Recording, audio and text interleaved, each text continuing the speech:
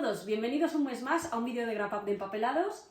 Os vamos a hablar de los libros que hemos leído en agosto, que nos ha cundido mucho porque ha estado en la playa y yo ya no estaba de vacaciones, pero también... Pero también. Sí, y además me ha gustado mucho. Así que empezamos. Dentro vídeo.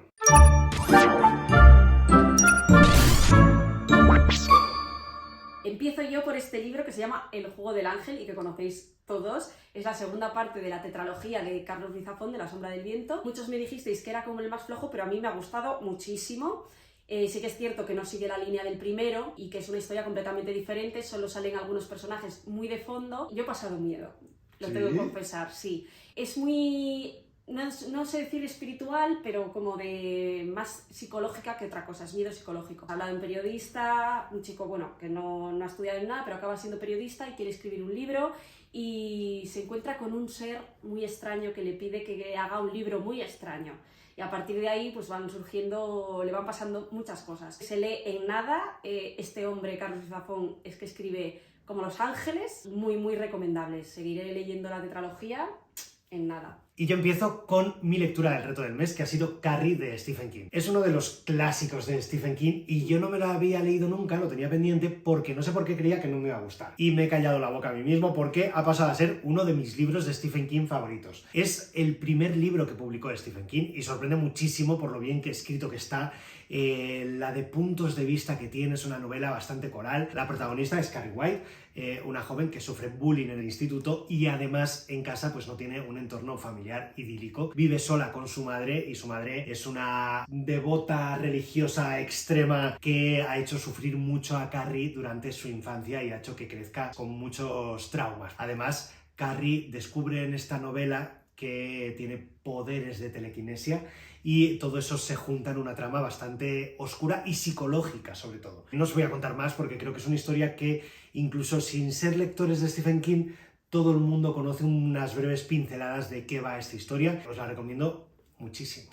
Pues venga, paso yo ahora a mi reto del mes, que fueron los Pazos de Ulloa de Emilia Pardo Bazán. Me gustaron mucho, tampoco me entusiasmaron la vida. Pero es un libro muy entretenido, muy transgresor para la época en la que se escribió. De hecho, creo que generó mucha polémica y cuenta la historia de un señorito del campo gallego, el dueño de los Pazos de Ulloa, y un poco cómo era la vida de la alta burguesía, pero del rural. Por eso también tuvo mucho tirón, porque nadie hablaba de esas personas. Ella hace una crítica de esa alta burguesía, habla también pues de cómo vive el pueblo alrededor de esas personas y también habla un poco de política, que quizá para mí es la parte más densa. Un libro que no pasa de moda, porque quien habla de clases sociales, da igual que sea en la burguesía rural de hace un siglo que ahora, y creo que es muy interesante de leer. Lo que digo que no es el libro de mi vida es porque he leído más de Emilia Pardo Bazán y curiosamente este es como su obra más representativa, pero a mí no es el que más me ha gustado de ella. Pero bueno, aún así creo que es necesario leerlo, que entretiene mucho y que ella escribe como una diosa. Y dinos cuál es tu favorito de ella. Insolación, ya lo he dicho un montón de veces, me gusta muchísimo. Pero bueno, me quedan por leer, ¿eh? Vale. Pero de los que he leído me gusta muchísimo un libro que se llama Insolación y que os recomiendo a todos. Apuntado queda. Y yo en agosto conseguí leerme un libro pendiente de mi ebook, que era un propósito veraniego. Fue solo uno, pero bueno, ya fue algo.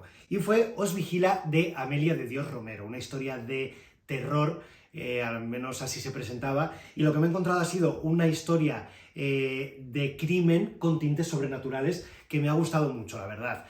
Transcurre en Asturias, en un pueblecito pequeño en la montaña de Asturias, y la protagonista, después de haber perdido a su marido hace un año, vuelve a la casa que tienen en el pueblo de Asturias para vaciarla y cerrar esa puerta que realmente le está trayendo muchos sufrimientos y recuerdos de su marido fallecido. Así empieza pues una historia llena de misterio, llena de amenazas y con esos tintes sobrenaturales que yo he disfrutado mucho. No es un must, o sea, no es una lectura obligatoria, pero creo que es una lectura muy entretenida y que está súper bien para cuando queremos algo fácil de leer, sencillito y que te engancha para leer entre libros un poquito más densos. Para eso creo que Os vigila es perfecto. ¿Y para los miedosos como yo? Creo que para los miedosos es apto. Porque por eso le he quitado la etiqueta de terror, porque creo que al final tiene más thriller criminal que la parte sobrenatural. Entonces creo que no te daría tantísimo miedo y que lo podrías leer. Vale. Pues cambio yo de tercio totalmente y os enseño el que fue mi reto del mes express, que es El fantasma de Canterville, que es un libro con el que me he reído muchísimo, principalmente con la propia historia del fantasma de Canterville, que cuenta pues cómo una familia de americanos llega a un castillo encantado y el fantasma de Canterville es incapaz de darles miedo y se generan unas situaciones muy divertidas. Utiliza mucho ese humor inglés que a mí me gusta mucho y bueno, es que la historia es divertidísima. Tampoco voy a ahondar mucho más en el libro porque está formado por 5 cuentos y bueno, si no me extiendo mucho, pero deciros que hay otro cuento igual que El fantasma de Canterville, me refiero también de ese humor inglés, esa ironía y tal, que me ha gustado un montón.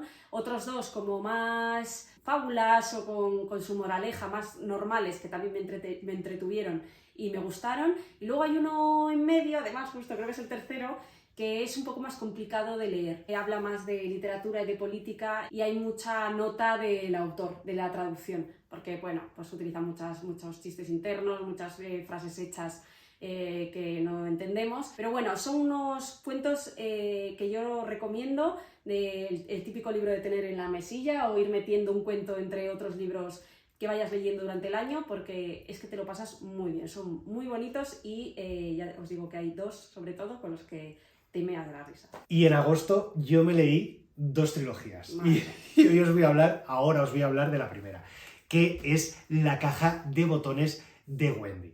Es una trilogía coescrita entre Stephen King y Richard Chizmar, que yo, la verdad, me leí por Stephen King, ese era mi gancho.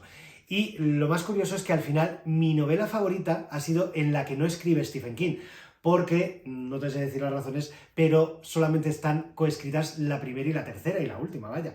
La segunda la escribió solamente Richard Chizmar y ha acabado siendo mi favorita. Pero bueno, el caso, en este caso nos enfrentamos a una historia que es una nueva versión del mito de Pandora y la protagonista es Wendy, una chica de 12 años que recibe una caja misteriosa de un hombre con sombrero. Ella tiene que custodiar y cuidar esta caja y usarla debidamente. La primera novela me dejó muy frío, que es esta, la que os enseñaba, La caja de botones de Wendy, y he de decir que si no hubiera tenido el segundo, lo mismo habría dejado la trilogía. Pero me leí el segundo, que es La pluma mágica de Wendy, y me flipó.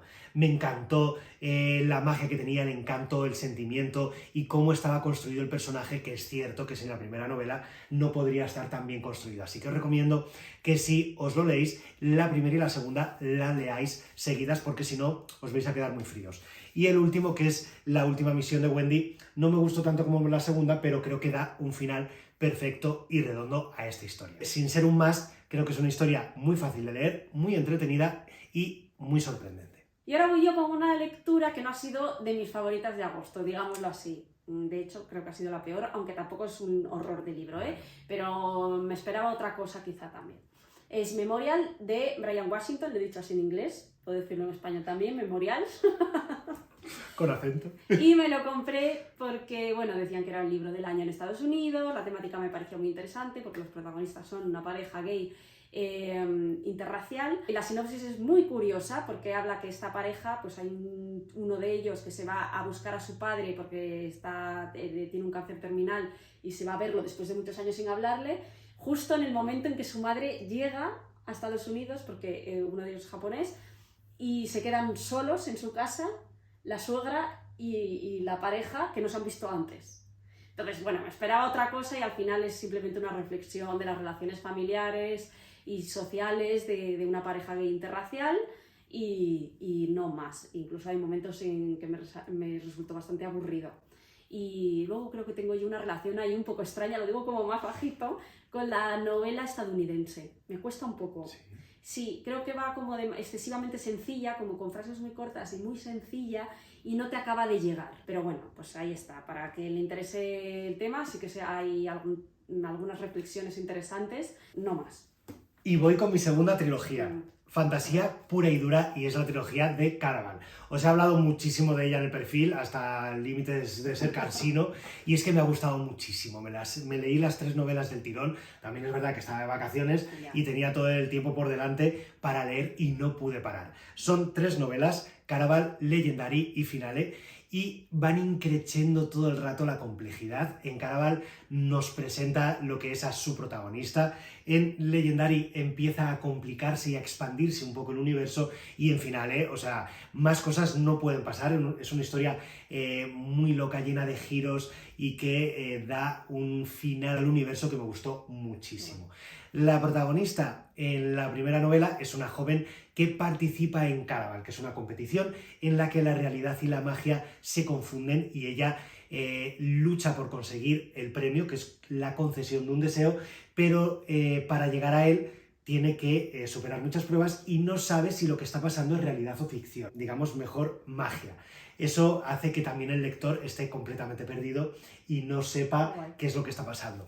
El único pero que le pongo a esta trilogía es que en la primera novela tenemos una protagonista y en la segunda la protagonista es su hermana. A mí me costó un poco ese cambio de protagonismo. Es verdad que tanto en la primera como en la segunda las hermanas que no son protagonistas están de fondo, pero creo que esta trilogía habría ganado si hubiera hecho desde el principio, como en la tercera novela, de ir alternando por capítulos a las 2 hermanas. Eso no le resta mérito, es una trilogía que se lee muy fácil, que es completamente adictiva y que, aunque no sea el universo más complejo y más maravilloso que yo haya leído de fantasía, creo que es muy bueno y que es ideal para empezar a leer fantasía. Yo ya, es mi último libro del mes. Me encanta acabar con este libro, Del color de la leche, porque es mi lectura favorita de agosto, ha sido. Y bueno, es que es un libro muy sorprendente. Yo lo leí porque lo vi recomendado en un montón de cuentas, y cuando lo compré también pues recibí muchos mensajes de te va a encantar, vas a flipar, y mira que me cuesta un poco porque lo de ponerte las expectativas muy altas luego me da miedo, pero en este caso yo también lo voy a recomendar con mucha pasión porque me gustó un montón. Es una historia de una familia que vive, bueno, en realidad la protagonista es la hija de una familia que vive en una granja, y bueno, pues al final su padre, como tiene una discapacidad, la vende, digámoslo así, a otra familia, a la del cura de allí, y ella tiene que trabajar en su casa. Una historia muy triste, es una historia muy dura, de esas que me he puesto el tono y todo, ¿verdad?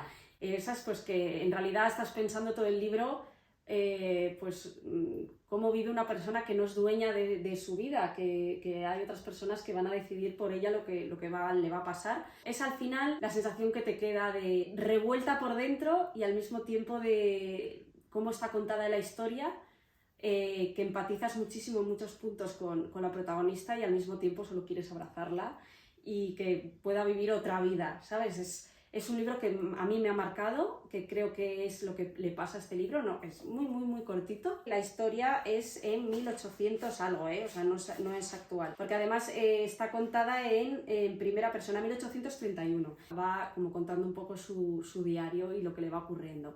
Y nada, pues que lo recomiendo un montón.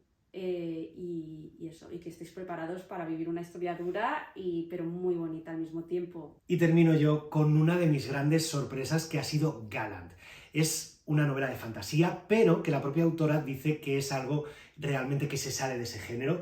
Al finalizar el libro, en los agradecimientos, agradece a la editorial que le haya permitido escribir esta novela, porque dice que las librerías van a tener muy difícil dónde catalogarlas, porque yo me atrevería a decir que es más una novela de terror que fantasía, aunque realmente es una novela de fantasía.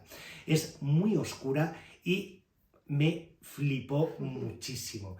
La protagonista es Olivia, una niña que lo único que tiene de su pasado, de sus padres, es el diario de su madre. Vive en un orfanato y de repente recibe una carta en la que familiares suyos le invitan a ir a Gallant, que es una casa familiar. Ella vuelve toda feliz porque ha encontrado parte de su familia y además va a descubrir qué pasó con sus padres y cuáles son los secretos que ella entrevé en ese diario de su madre, pero que no entiende.